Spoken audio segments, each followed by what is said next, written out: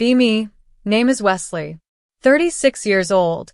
Senior software engineer at a mid-sized tech company. Been here 8 years. Started as a junior developer. Worked my way up to technical lead through countless late nights. Company has about 60 employees. Development team is 18 people. I've trained probably half the current team at some point. Love mentoring. Love sharing knowledge. Nothing better than watching a junior dev have that light bulb moment. When something finally clicks. That's what makes this job meaningful. Team is a good mix, 12 men and 6 women. Never thought about the ratio, honestly. We just worked together, helped each other, built good software. No drama, no politics, just collaboration. Then we got a new manager. Her name was Sarah Hendricks, 38. Came from a bigger tech company in Seattle. Impressive resume, lots of management experience. Our old manager retired. Sarah was hired to modernize the team. First week she observed, sat in meetings, took notes. Seemed nice enough, asked good questions. Said she wanted to understand our culture before making changes. I thought that was smart. Learn first, act second. Second week, she started one-on-ones with everyone. My turn came on Thursday afternoon. She asked about my role, my experience, my working style. I explained that I do a lot of mentoring. Junior devs come to me with questions constantly. I like teaching, helps the team grow. She nodded and asked how I approach those conversations. I said I try to explain concepts thoroughly. Make sure they understand the why, not just the what.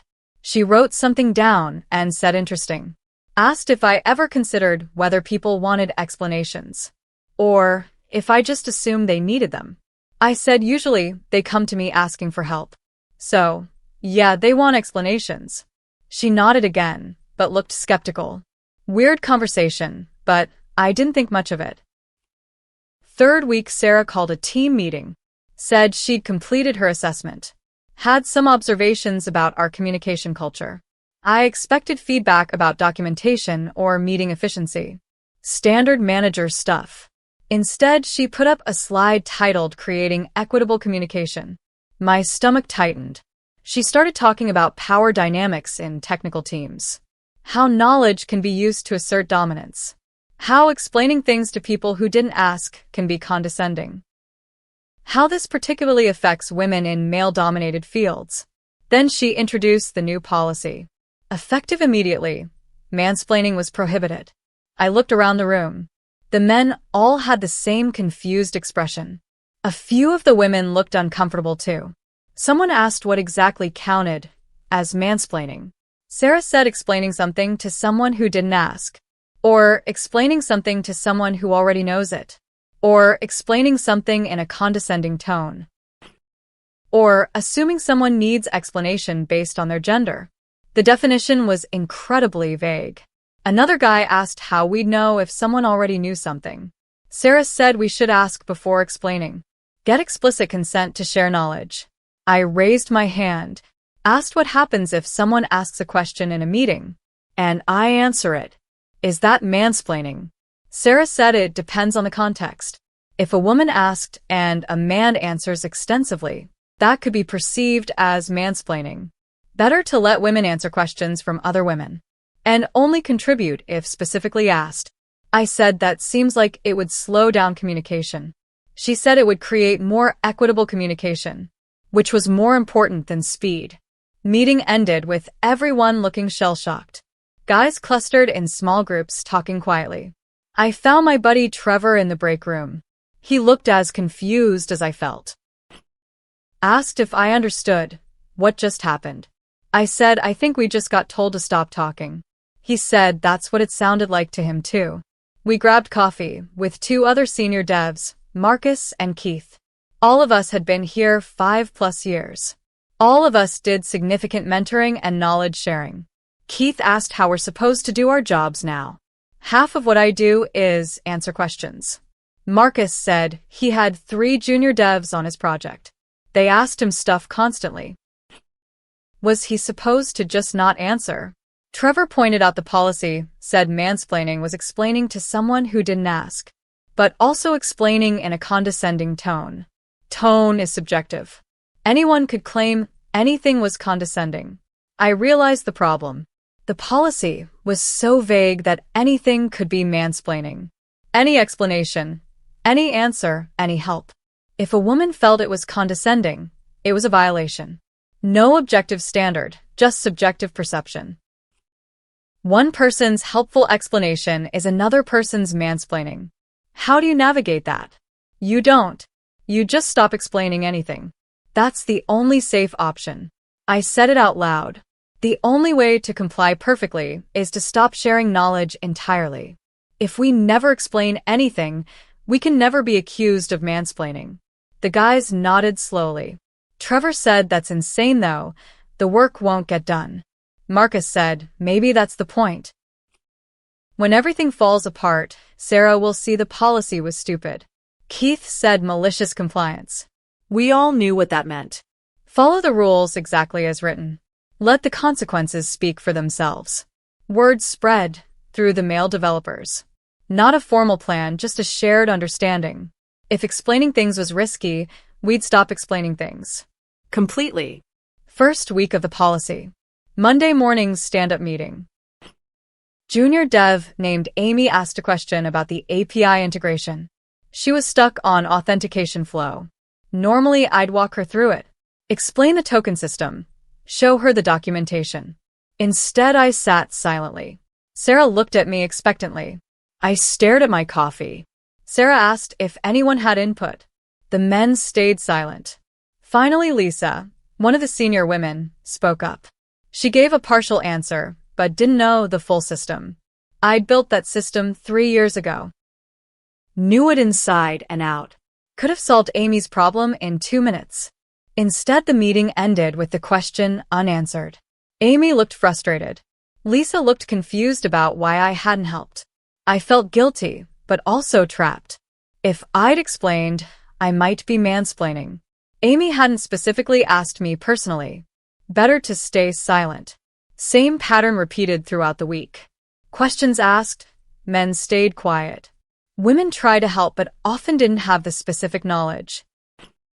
A lot of our institutional knowledge lived in the senior men. We'd built most of the systems. We knew where the bodies were buried. Without us sharing, problems took longer to solve. Sometimes they didn't get solved at all. Week 2, and productivity was visibly dropping. Bugs that should take an hour to fix took a day. Because junior devs couldn't get help from senior devs. Features that should take a day took a week. Because nobody was explaining architectural decisions. Code review became useless. Normally, I'd leave detailed comments explaining improvements. Now I just clicked approve. Didn't want to be accused of mansplaining through written feedback. Trevor told me he had a junior dev ask him directly for help. Specifically asked him, used his name. He helped her but kept it minimal. Just answered the literal question, no context. She asked follow-up questions. He said he had to get back to work. Couldn't risk extended explanations. She looked hurt and confused. Probably thought he didn't like her. Reality was he was just scared of the policy. Sarah started noticing the slowdown. Called a meeting to discuss productivity concerns. Asked why sprint velocity had dropped 40%. Nobody answered. She asked the senior developers specifically. We all gave vague responses. Technical challenges, unexpected complexity. She pushed harder. Asked if the new communication policy was affecting anything. I stayed silent. Marcus said carefully, "We're being very mindful of our communication, making sure not to explain things unnecessarily, as the policy requires." Sarah frowned. Said the policy wasn't meant to stop communication, just to stop condescending communication. Keith asked how we determine what's condescending. Sarah said it's about tone and context. Keith asked who decides if tone is condescending. Sarah said the person receiving the communication. Keith nodded and said so anyone can claim anything is condescending and will be in violation. Sarah hesitated. Said people should use good judgment. Trevor asked whose good judgment, ours or theirs, because those might be different. Sarah didn't have a good answer. Said we were being deliberately difficult. The policy was straightforward. Just don't be condescending. Marcus said, we're not being condescending. We're not being anything. We've stopped explaining things entirely. That's the only way to guarantee compliance. Sarah looked shocked. Said that wasn't the intent. I finally spoke. Said intent doesn't matter. Impact does. That's what you told us. The impact of your policy is that men stopped sharing knowledge. Because any knowledge sharing could be interpreted as mansplaining. The only safe option is silence. So we're silent. Sarah dismissed the meeting looking troubled. But didn't change the policy. Maybe thought we'd give up and go back to normal. We didn't. Month 2, and things were falling apart. Major project deadline missed by 2 weeks. Client was furious. We almost lost the account. The problem was a database architecture issue. I knew exactly how to fix it. Had designed similar systems before. But the developer assigned to it was a woman named Jennifer. If I jumped in to explain the solution, that could be mansplaining. She hadn't asked me specifically. I stayed quiet while she struggled. Eventually, Lisa figured out part of the solution. Together they got it working, but it took 10 days. I could have solved it in 1. Jennifer came to me afterward. Looked exhausted and frustrated. Asked why I hadn't helped. Said she knew I had experience with this stuff. I said I didn't want to mansplain. She stared at me. Said she would have appreciated the help. I said I understand, but I couldn't risk it. The policy says explaining to someone who didn't specifically ask is mansplaining. You didn't specifically ask me. So I stayed out of it. She asked if I was serious. I said completely serious. The policy is vague enough that anything could be a violation. I'm protecting myself. She looked like she wanted to argue. But she also looked like she understood. The policy had created an impossible situation. Help and risk punishment. Or don't help and watch people struggle. We chose not helping. Week later, the women on the team asked for a meeting with Sarah. Without the men present. I heard about it afterward from Lisa. She said they complained about the policy. Said the male developers had completely withdrawn. Wouldn't answer questions. Wouldn't help with problems. Wouldn't share knowledge even when desperately needed. Lisa told Sarah this wasn't what they wanted. They wanted respectful communication, not silence. The policy was hurting them more than helping. They felt abandoned by colleagues who used to support them. Sarah was defensive. Said the men were being childish. Deliberately sabotaging to make her look bad. Lisa said maybe, but the result was the same. Women on the team were drowning. Because the men who knew things wouldn't share anymore. Whatever the intent, the impact was disaster. Sarah promised to address it. Called another team meeting that Friday. Started by acknowledging that communication had broken down. Said the mansplaining policy needed clarification. Men were not expected to stop all knowledge sharing. Just to be respectful and not condescending. Marcus raised his hand. Asked again how we determine what's condescending. Sarah sighed. Said use common sense. Trevor asked if common sense was a defense if someone filed a complaint. Could we say we used common sense and be cleared? Sarah admitted she wasn't sure. HR would evaluate complaints case by case. Keith said so we have no clear standard. Just subjective interpretation after the fact. Our careers could be damaged by anyone's perception, even if we thought we were being helpful. Sarah didn't have an answer. The meeting ended without resolution. Policy technically still in place. But nobody knew how to follow it safely. So men continued to stay silent. Month 3, upper management got involved. VP of Engineering noticed the productivity collapse. Multiple missed deadlines, client complaints, quality issues.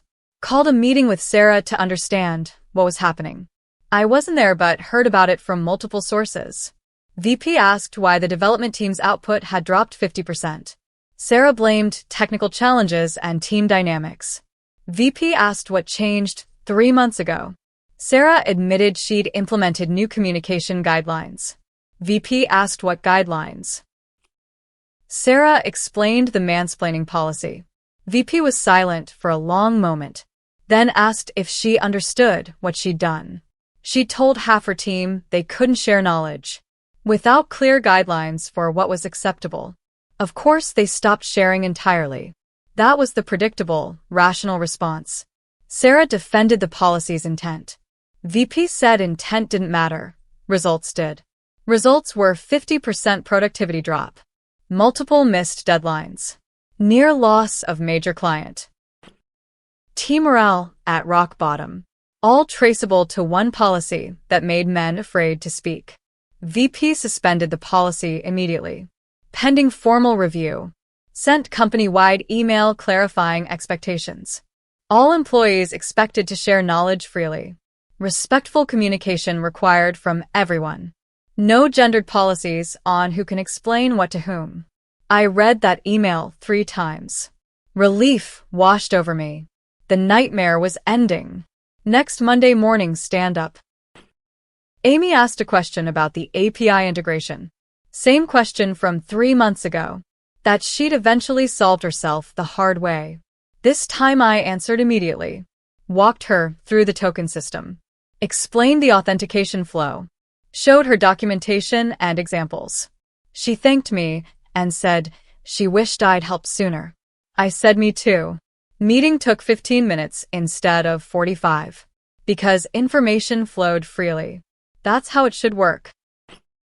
Following weeks were like thawing after freeze.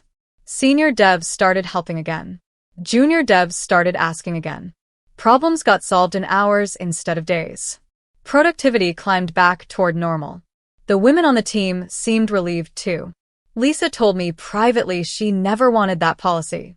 Never felt mansplained to by our team. Sarah had imposed a solution to a problem that didn't exist, and created a real problem in the process. Sarah was quietly moved to a different role. Not fired, but no longer managing the dev team. New manager was a guy named Robert. Old school, focused on results. His communication policy was simple. Be respectful, be helpful, get work done. Just basic professionalism. 6 months later, team was fully recovered. Productivity actually higher than before Sarah arrived. Because we'd all been reminded how important collaboration was. The silent period showed us what we'd lose without it. Made us appreciate knowledge sharing more. I got promoted to principal engineer. Role was specifically about mentoring and knowledge transfer. Exact opposite of what Sarah's policy had implied was wrong. The company recognized that teaching was valuable, not something to restrict or fear. Year later, I was training a new junior developer. Young woman named Rachel, fresh out of college. Smart but inexperienced, needed guidance. I explained everything thoroughly. Architecture decisions, coding patterns, debugging approaches. She asked tons of questions. I answered all of them. No hesitation, no fear. She said once that she appreciated how I explained things. Never made her feel stupid for not knowing. I said that's my job. Helping people learn isn't condescension. It's respect. Assuming someone can't handle information is condescension. Sharing knowledge is the opposite. It's saying I believe you can understand this. And I want to help you get there. She nodded and said her last workplace had weird rules about this. Men weren't supposed to explain things to women. Everyone walked on eggshells. Nothing got done efficiently. I said we tried that once.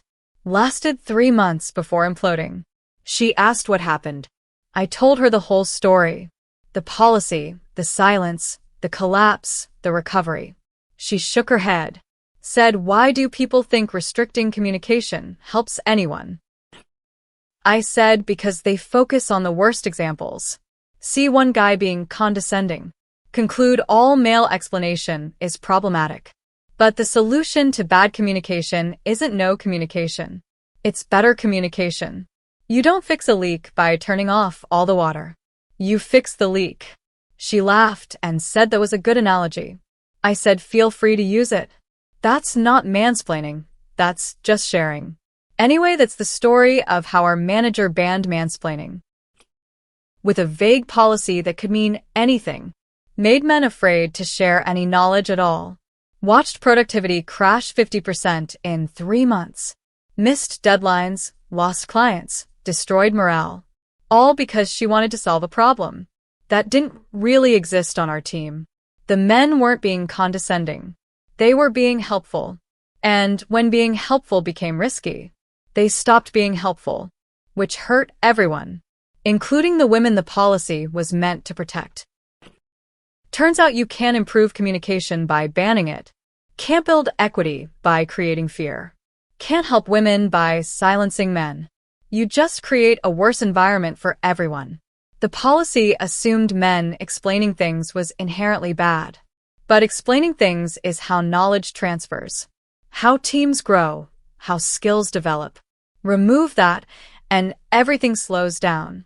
Everyone suffers. Real respect isn't about who's allowed to speak. It's about how we speak to each other. Regardless of gender, treat people as individuals, not categories. Help when you can, ask when you need. That's not complicated.